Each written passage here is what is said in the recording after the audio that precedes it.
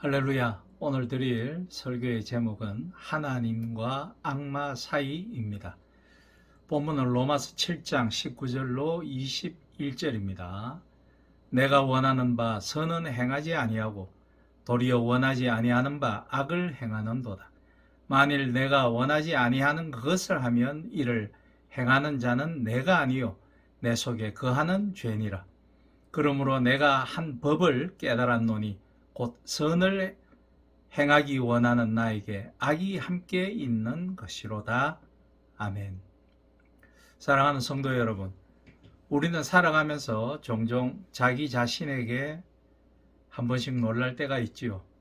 분명히 선하게 살고 싶고 하나님을 기쁘시게 하고 싶다고 고백하지만 어느 순간 전혀 다른 자신의 모습을 발견하고는 놀라게 될 때가 있습니다. 특히 악한 행동을 할 때 그렇죠. 사랑해야 할 자리에서 미워하고 누군가를 저주하며 믿는 사람인데도 용서해야 할 자리에서 분노하게 되고 진실해야 할 자리에서 거짓을 선택하는 자신을 또는 그런 누군가를 보게 되는 것이 그것입니다. 사도 바울은 이 인간의 모순을 아주 적나라하게 드러내었죠. 내가 원하는 바 선은 행하지 아니하고 도리어 원하지 아니하는 바 악을 행하는도다 라고 말씀이죠. 이 고백은 신앙이 없는 사람의 고백이 아닙니다. 오히려 하나님을 깊이 아는 사람이 자기 존재를 가장 정직하게 바라볼 때 터져나오는 고백이라고 저는 생각하고 있습니다.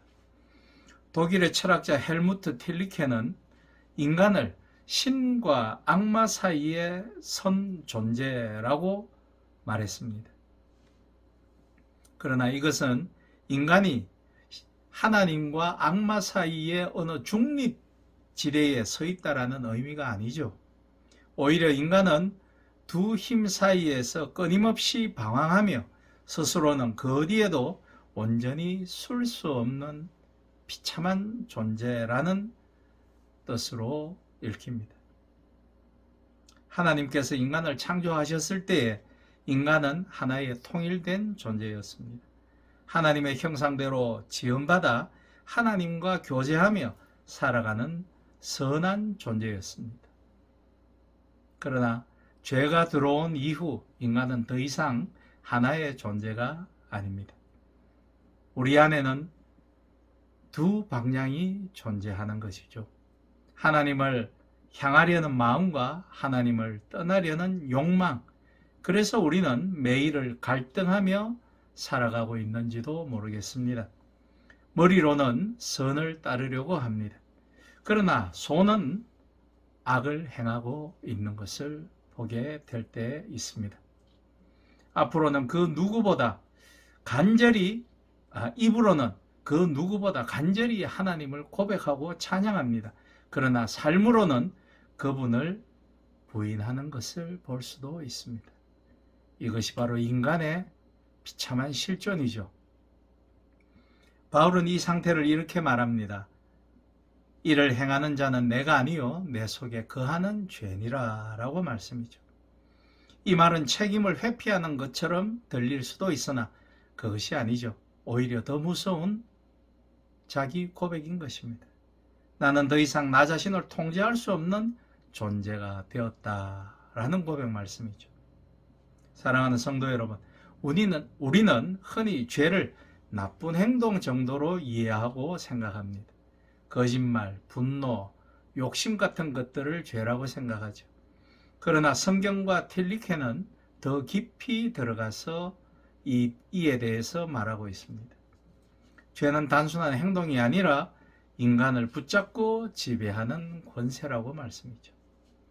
우리는 죄를 선택한다고 생각하지만 사실은 죄가 우리를 선택하여 붙잡고 시험에 빠뜨리고 있는 것입니다. 그래서 우리는 죄를 반복하며 저지르는 것이죠. 다시는 저지르지 않으려고 결심하지만 상황 앞에 서면 무너지는 자신을 보게 됩니다. 왜 그렇죠? 우리는 죄를 짓는 존재이기 이전에 이미 죄 아래에 있는 존재이기 때문입니다. 이것이 인간의 절망입니다. 우리는 방향을 잃은 존재가 아닙니다. 우리는 이미 길을 잃어버린 존재이기 때문입니다. 오늘날 많은 사람들은 이렇게 말합니다. 나는 극단적으로 살고 싶지 않다. 나는 적당히 균형 있게 살고 싶다. 그러나 예수님은 마태복음 12장 30절에서 분명히 말씀하고 있습니다. 나와 함께 하지 아니하는 자는 나를 반대하는 자요라고 말씀입니다. 이 말씀은 우리에게 매우 불편한 진실을 말해주고 있습니다. 인간에게는 중립지대라는 게 존재하지 않습니다. 우리는 언제나 어떤 방향으로 살고 있습니다. 우리는 언제나 어떤 목소리에 응답하며 살고 있습니다. 문제는 우리가 그 사실을 잘 인식하지 못한다는 것입니다. 악은 우리에게 노골적으로 다가오지 않습니다. 무섭게도 다가오지 않습니다. 악은 매우 온화하고 악은 매우 즐겁고 악은 매우 멋진 모습으로 다가옵니다. 아주 자연스럽고 합리적인 모습으로 다가오죠. 이 정도쯤은 괜찮다. 다들 이렇게 살고 있잖아. 너 자신을 먼저 생각해. 네 자신을 생각해. 이렇게 우리는 조금씩 하나님으로부터 멀어지는 것입니다. 텔리케는 인간의 죄를 교만으로 설명합니다. 인간은 하나님 없이도 살 수 있다고 믿습니다. 때로는 자기 인생의 주인이 되는 것이 하나님께 영광을 돌리며 죄에서 자유롭게 되는 것이라고 생각합니다. 그러나 그것은 자유가 아니죠. 하나님을 떠난 인간은 결코 자유로운 것 같지만 자유롭지 않습니다. 오히려 더 깊은 속박에 빠져들죠. 돈의 노예가 되고 욕망의 종이 되고 세상이 내리는 평가에 복속하고 맙니다. 그래서 바울은 절규하죠. 오호라 나는 공고한 사람이로다 라고 말씀입니다. 이것이 인간의 진짜 모습입니다. 결국 우리는 스스로를 구원할 수 없습니다. 지난주에 말씀드렸다시피 자본주의도 우리를 구원할 수는 없는 것입니다. 사랑하는 성도 여러분, 복음은 우리에게 더 노력하라고 말하지 않습니다. 복음은 이미 하나님께서 결정적인 일을 행하셨다고 선포합니다. 그가 우리를 흑암의 권세에서 건져내사 그의 사랑의 아들의 나라로 옮기셨으니라고 골로새서 1장 13절에서 그렇게 말씀하고 있으십니다. 여기서 중요한 것은 옮기셨다라는 말입니다. 십자가는 단순한 위로가 아닙니다. 십자가는 우리의 상태를 바꾸는 사건입니다. 십자가는 우리의 존재를 바꾸죠. 그날 하나님은 죄와 죽음의 권세에 대해 이미 판결을 내리셨습니다. 그래서 그리스도인은 이렇게 정의할 수 있습니다. 전투 중인 승리자라고 말씀이죠. 우리는 계속해서 싸우고 우리는 여전히 싸웁니다. 주님이 부활하셨어도 우리는 계속 싸우고 있습니다. 그러나 이미 승리는 결정되었습니다. 우리는 여전히 흔들립니다. 그러나 더 이상 이전의 소속에 속한 사람이 아닌 것입니다. 사랑하는 성도 여러분, 신앙은 단순한 감정이 아닙니다. 신앙은 결단입니다. 매일 우리는 선택하고 살아가고 있습니다. 하나님을 따를 것인가 아니면 다른 것을 따를 것인가? 죄를 따를 것인가? 악마를 따를 것인가? 우리는 완벽할 수 없습니다. 그러나 방향은 분명해야 합니다.